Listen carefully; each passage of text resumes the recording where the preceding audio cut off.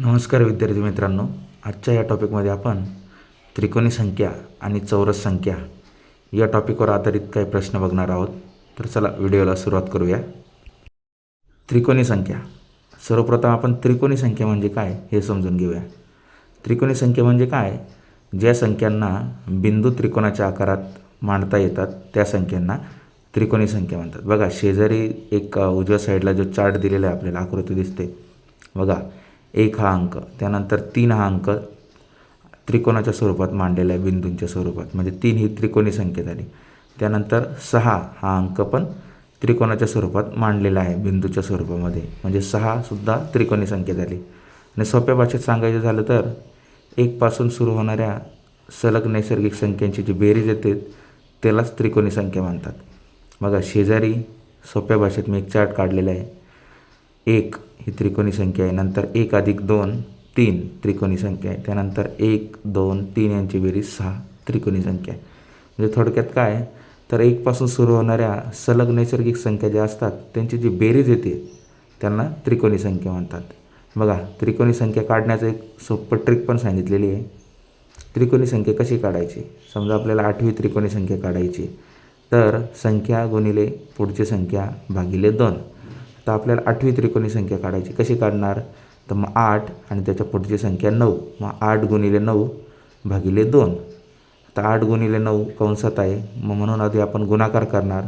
8 गुणिले 9 बरोबर झाले 72 भागिले 2. 72 भागिले 2 किती उत्तर आलं? 36. म्हणजे 8वी त्रिकोणी संख्या कोणती आहे? 36. अशा पद्धतीने आपण सोप्या पद्धतीने ट्रिकचा वापर करून कुठलीही त्रिकोणी संख्या काढू शकतो. आता 1 ते 100मध्ये एकूण कोणत्या त्रिकोणी संख्या आहे? सोप्या भाषेत मी तिथे लिहून दिलेलं बघा. 1 3 6 10 15 21 28 36 45 55 66 78 आणि 91 या 1 ते 100मधील त्रिकोणी संख्या आहे. थोडक्यात सांगायचं झालं तर 1 ते 13पर्यंत जे अंक आहेत त्यांची बेरीज येते 91. म्हणजे 1 ते 100मधील सर्वात मोठी जर कोणती त्रिकोणी संख्या असेल तर ती आहे 91. आता आपण त्रिकोणी संख्यावर आधारित काही प्रश्न बघूया. पहिला प्रश्न बघा, खालीलपैकी कोणती त्रिकोणी संख्या आहे? पर्याय दिलेले आहेत 9 15 22 38. तर बघा, यापैकी पर्याय क्रमांक 2 15 ही त्रिकोणी संख्या आहे, कारण 1 ते 5 संख्यांची जर एकूण बेरीज केली तर ती बरोबर 15 येते. म्हणजे याचं अचूक उत्तर आहे पर्याय क्रमांक 2 15. पुढचा प्रश्न बघूया, 1 ते 100मधील सर्वात मोठी त्रिकोणी संख्या कोणती? बघा, आपण थोड्या वेळापूर्वीच 1 ते 100मधील त्रिकोणी संख्या बघितल्या. तर बघा, याचं अचूक उत्तर आहे पर्याय क्रमांक 4 91. ही 1 ते 100मधील सर्वात मोठी त्रिकोणी संख्या आहे. 1 ते 13 संख्यांची जर बेरीज केली तर ती येते 91. म्हणजे पर्याय क्रमांक 4 हे या प्रश्नाचं बरोबर उत्तर आहे.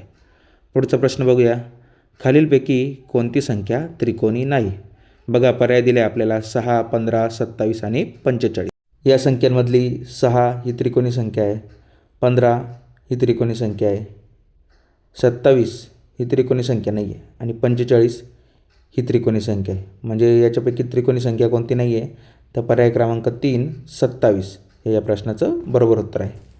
पुढचा प्रश्न बघूया लगेच, 7वी त्रिकोणी संख्या कोणती?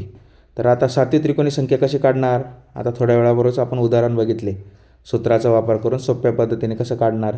तर बघा, 7वी त्रिकोणी संख्या काढायची. मग 7 गुणिले पुढची संख्या 8 भागिले 2. आता सोडून घेऊया. आधी कंसात 7 गुणिले 8, 7 8 56 भागिले 2. 56 भागिले 2 बरोबर आलं 28. म्हणजे 7वी त्रिकोणी संख्या कोणती आली? 28. पर्याय क्रमांक 4 हे या प्रश्नाचं बरोबर उत्तर आहे. पुढचा प्रश्न बघा मित्रांनो, 1 ते 100मधील सर्वात लहान त्रिकोणी संख्या कोणती? तर बघा, 1 ते 100मधील सर्वात लहान त्रिकोणी संख्या कोणती असेल तर ती असते 1. म्हणजे पर्याय क्रमांक 3 हे या प्रश्नाचं बरोबर उत्तर आहे. मित्रांनो, पुढे आपण चौरस संख्या या टॉपिकवर काय आधारित प्रश्न बघणार आहोत. त्याआधी चौरस संख्या म्हणजे काय हे नीट समजून घ्या. तर बघा, एखाद्या संख्येला त्या संख्येने गुणले असता जे उत्तर येते त्या उत्तरास चौरस संख्या म्हणतात. थोडक्यात सोप्या भाषेत सांगायचे झाले तर एखाद्या संख्येची वर्गसंख्या म्हणजे चौरस संख्या. बघा, 2 गुणिले 2 केलं तर येतं उत्तर 4, म्हणजे 4 ही चौरस संख्या आहे. 5 गुणिले 5 जर केलं तर 25 ही चौरस संख्या आहे. त्याप्रमाणे 3 गुणिले 3 केलं तर 9 येतात. 9 ही चौरस संख्या आहे. आणि 4 गुणिले 4 जर केलं तर 16 ही सुद्धा चौरस संख्या आहे. थोडक्यात काय तर एखाद्या संख्येचा आपण वर्ग काढल्यानंतर जे उत्तर येतं त्या उत्तरालाच आपण काय म्हणतो, चौरस संख्या. चौरस संख्येवर आधारित आपण काय प्रश्न बघूया. पहिला प्रश्न बघा, 36 ही संख्या कोणत्या प्रकारात येते? ऑप्शन दिले बघा आपल्याला. मूळ, त्रिकोणी, दोन्ही, त्रिकोणी व चौरस. नाही. तर बघा 36 संख्या मूळ तर नाही आहे, त्रिकोणी तर आहे. कारण 36 1 ते 8 संख्यांची जर बेरीज केली तर 36 यायची, म्हणजे 36 ही त्रिकोणी संख्या आहे. पुढे बघा दोन्ही, त्रिकोणी व चौरस. तर बघा 36 ही संख्या चौरस पण असू शकते, कारण 6चा वर्ग 6 गुणिले 6 बरोबर केलं तर 36 येतं, म्हणजे 36 ही चौरस संख्या पण असू शकते. म्हणजे याचं अचूक उत्तर आहे पर्याय क्रमांक 3, दोन्ही, त्रिकोणी व चौरस. 36 ही त्रिकोणी व चौरस अशा दोन्ही संख्या आहे. पुढचा प्रश्न काय विचारला आहे बघा मित्रांनो, खालीलपैकी कोणती संख्या चौरस संख्या आहे? पर्याय दिले 8, 10, 16 आणि 15. तर बघा यापैकी याचं अचूक उत्तर आहे पर्याय क्रमांक 3, 16 ही चौरस संख्या आहे.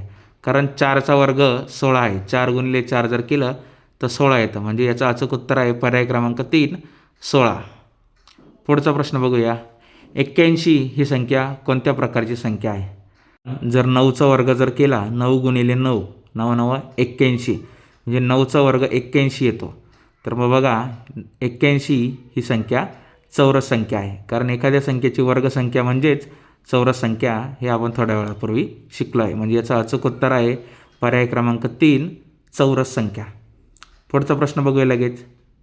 खालीलपैकी चौरस आणि त्रिकोणी दोन्ही असलेली संख्या कोणती? तर बघा त्रिकोणी संख्या म्हणजे काय, जी त्रिकोणाच्या स्वरूपात बिंदू स्वरूपात मांडता येते. आणि थोडक्यात काय, 1 पासून सुरू होणाऱ्या क्रमवार संख्यांची बेरीज म्हणजे त्रिकोणी संख्या. आणि चौरस संख्या म्हणजे काय, एखाद्या संख्येची वर्गसंख्या म्हणजे चौरस संख्या होय. तर बघा 1 ते 8 संख्यांची जर बेरीज केली तर ती येते 36, म्हणजे 36 ही त्रिकोणी संख्या होऊ शकते. पुढे 6चा जर वर्ग केला, 6 गुणिले 6 बरोबर 36, म्हणजे 36 ही चौरस संख्यासुद्धा आहे. म्हणजे याचं अचूक उत्तर आहे पर्याय क्रमांक 2, 36. मित्रांनो, असेच नवनवीन व्हिडिओ बघण्यासाठी आपल्या मराठी स्कूल प्रवीण सर या यूट्यूब चॅनलला सबस्क्राईब करा.